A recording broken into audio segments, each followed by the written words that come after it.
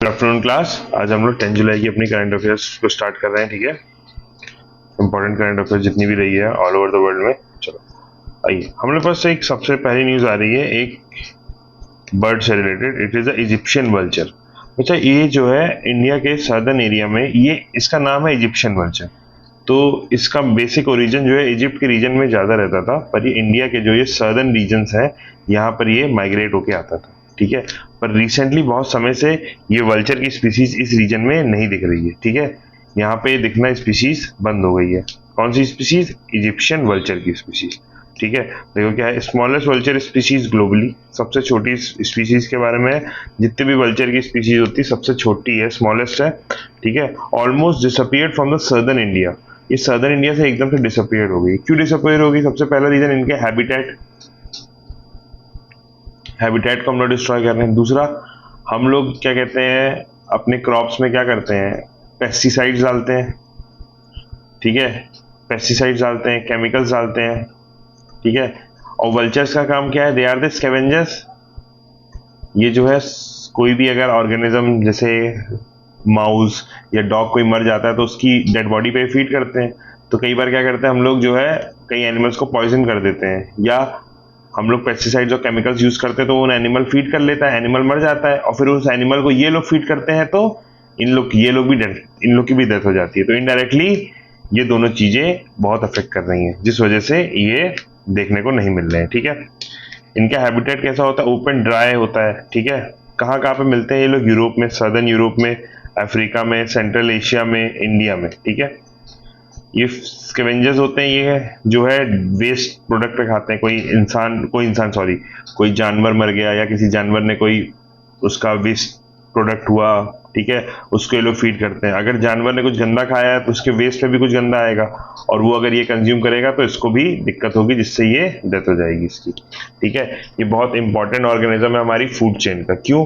क्योंकि एनवायरमेंट को क्लीन रखता है। अगर किसी ऑर्गेनिज्म की बॉडी बहुत समय तक डिकम्पोज हो रही है तो उसमें नए नए बैक्टीरिया, वायरसेस आते हैं, पर अगर वल्चर रहेगा तो वो उसको फिनिश कर देगा। ठीक है, ये आईयूसीएन की लिस्ट में इंडेंजर्ड कैटेगरी में है। ठीक है, they are in the endangered category.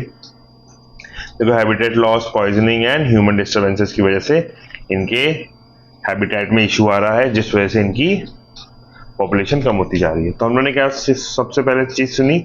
हम लोगों ने पहले पढ़ा इजिप्शियन वल्चर के बारे में। ठीक है, it is an IUCN endangered species. ये खतरे में है। ठीक है, क्यों खतरे में है?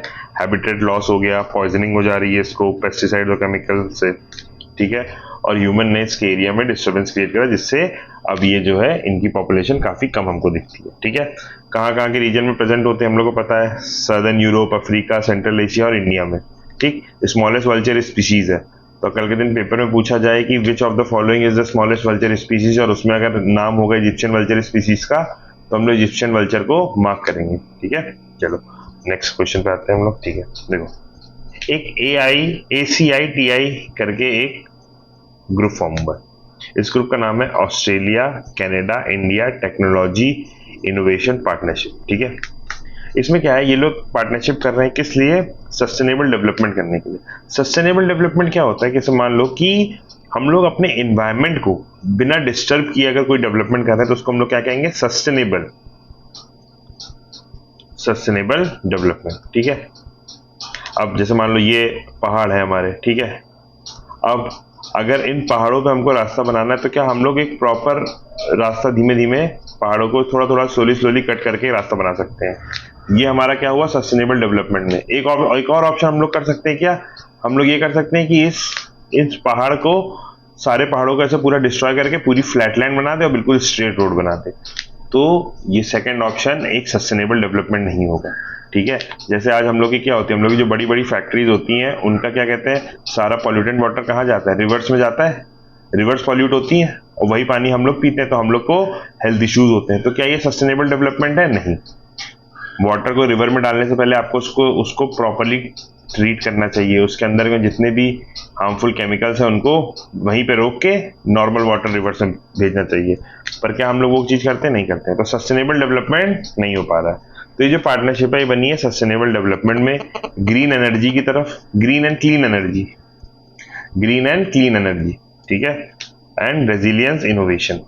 ठीक, इनोवेट करेंगे चीजें। ठीक है, multi corporation for the future technology solution.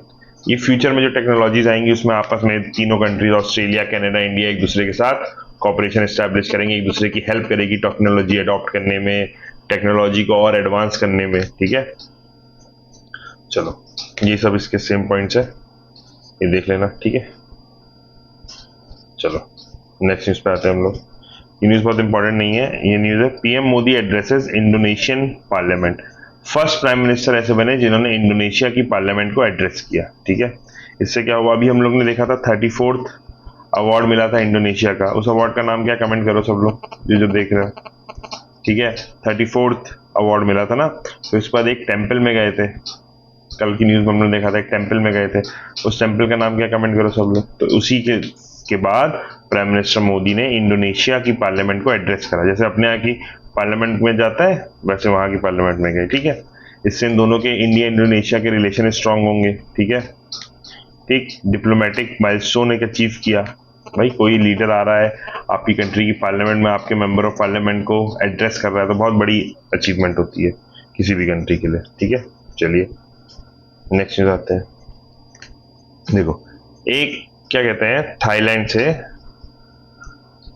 Thailand में एक एक्सकवेशन हो रहा था, तो वहां से 2000 ईयर ओल्ड गोल्ड रिंग मिली जिसमें ब्रह्मी स्क्रिप्ट में लिखा हुआ था। ब्रह्मी स्क्रिप्ट में कहां से मिली, थाईलैंड से। 2000 year old gold ring discovered in Thailand.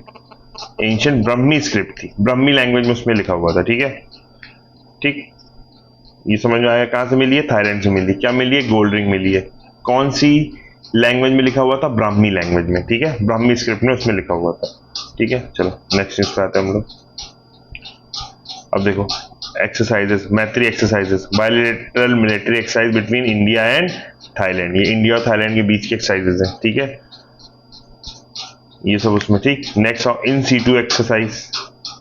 In situ exercise एक और इंडिया थाईलैंड की मिलिट्री एक्सरसाइज है। ठीक है, क्लियर है, ये दो एक्सरसाइजेस है इंडिया और थाईलैंड के बीच में। चलो, एक नई एक्सरसाइज हुई है पैसेक एक्सरसाइज, किसके बीच में, इंडिया एंड जापान के बीच में।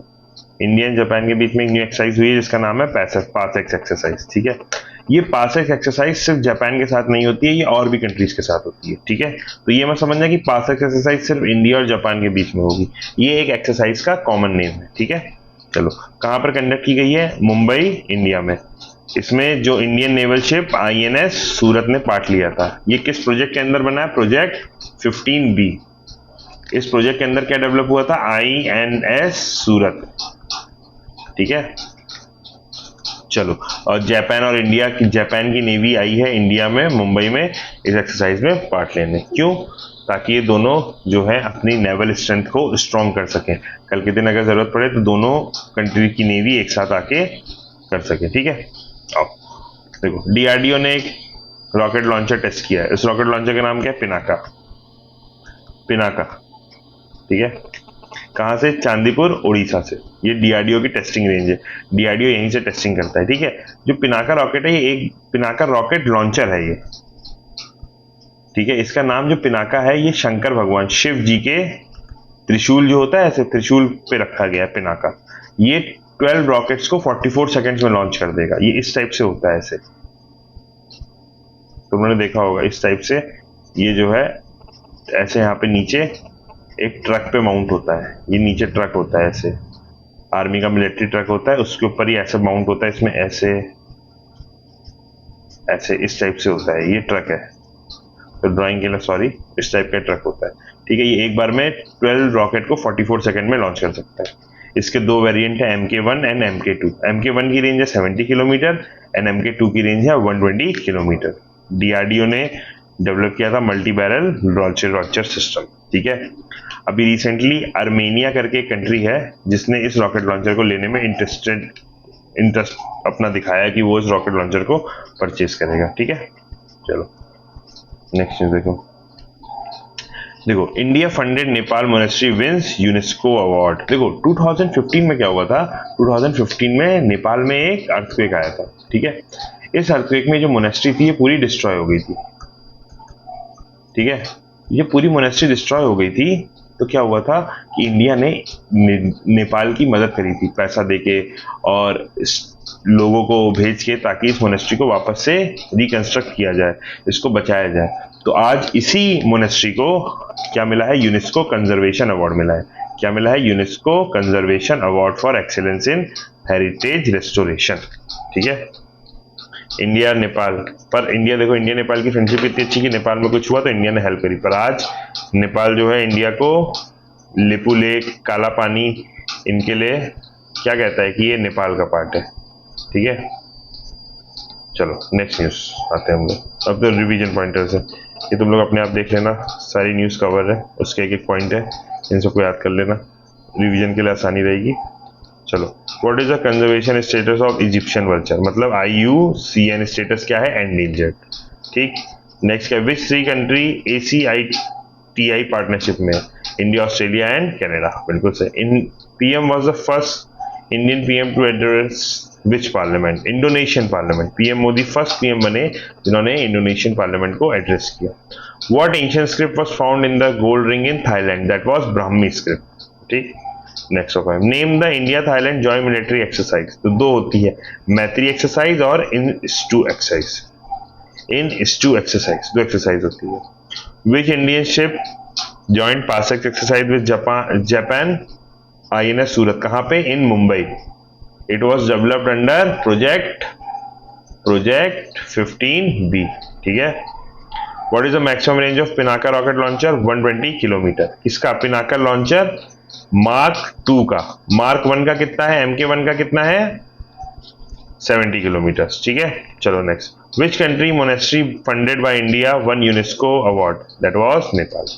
क्लियर है यहाँ तक, चलो यहाँ तो सबको समझ में आया। चलो, अगर सेशन अच्छा लगा हो तो लाइक करो और शेयर करो अपने जो पढ़ने वाले बच्चे हैं, और अगर न्यू हो चैनल पे तो उसको सब्सक्राइब कर लो, रोज वीडियोस अपलोड होती रहेंगी। ओके बाय बच्चे, गुड नाइट, टेक केयर।